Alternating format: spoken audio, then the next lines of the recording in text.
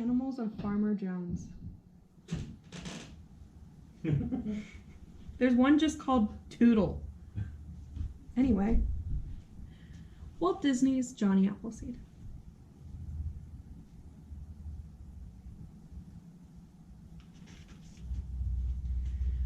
There was one thing Johnny Appleseed liked to do better than anything else. That was to find a sunny spot and dig a little hole and plant an apple seed, for he knew the seed would grow into a sturdy apple tree. Johnny dug his little holes and planted apple seeds, and he dug and he planted some more, until the whole countryside around his home was dotted with fine young apple trees. "I don't know what I'll do when there's no place left for planting apple trees," said Johnny to his animal friends on the farm.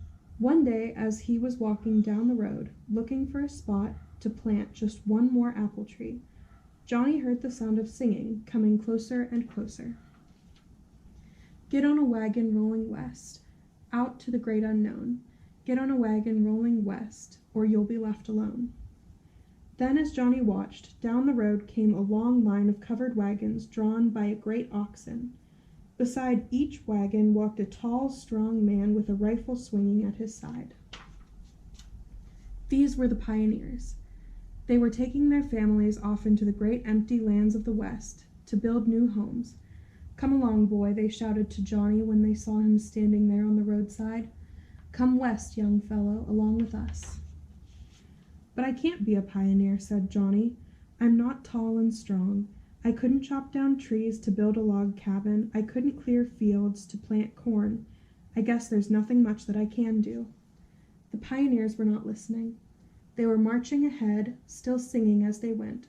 Soon their wagons vanished from sight around the turn of the road. Only the words of their song floated back to Johnny on the breeze. "You'll be left alone." "Oh dear," said Johnny to himself with a sigh. "I wish I could go west too." "You can, Johnny," said a voice beside him. It was Johnny's guardian angel speaking. "Not all the pioneers have to cut down trees.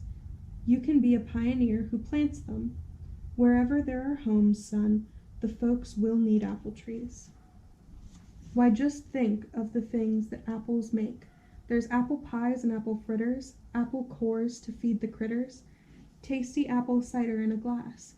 There's apples baked and boiled and frizzled, taffy apples, hot and sizzled, and there's always good old apple sass.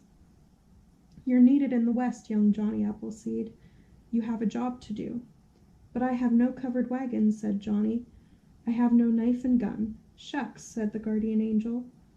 "All that you will need is a little pot to cook in, and a stalk of apple seed, and the good book to read." "That's wonderful," said Johnny. "I have a pot to cook in, and my book, and apple seed. I can start right away. I'm off for the West, Mr. Angel, this very day." Of course, before he left for the West, Johnny stopped to see his animal friends, the animals on the farm. "I hate to say goodbye," he told them, "'cause you've been such good friends to me. I sure will miss you when I'm out there all alone." The animals looked sorrowful. They knew they would miss Johnny too. "Well, so long," he said at last. Then away down the road to the west he went, young Johnny Appleseed. The West was mostly forest in those days, and that forest was big and deep and dark. A mighty fearsome place, you might think, for one young man to be all alone, without a knife and without a gun. But Johnny Appleseed never thought of being afraid. He just marched along the narrow forest trail, singing a merry song. And as he marched, he looked to the left and right, watching for a bright sunny spot to plant his apple seeds. No, Johnny was not afraid in the forest, but he was lonely. He had to admit that. It had been some days since he had seen a covered wagon train or a single pioneer, and he missed his animal friends back on the farm. Of course, Johnny was not really all alone in the forest. He just thought he was.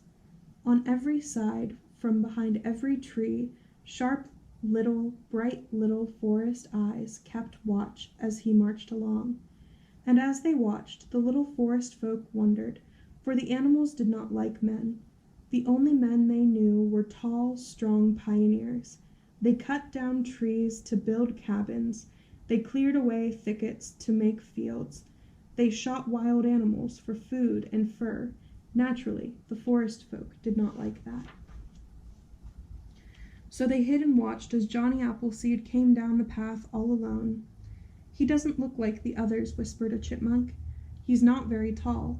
He does not look very strong," said a squirrel. "He has no knife and he has no gun," said the littlest bunny. "Still, he is a man," the gentlest deer reminded them. "So we must be very careful." And they were. They watched, ever so quietly and ever so cautiously, as Johnny Appleseed walked along, looking to the right and to the left. At last he came to a sunny little open spot among the forest trees, and there he stopped. "This looks like a right nice spot," he said, "for me to plant an apple tree."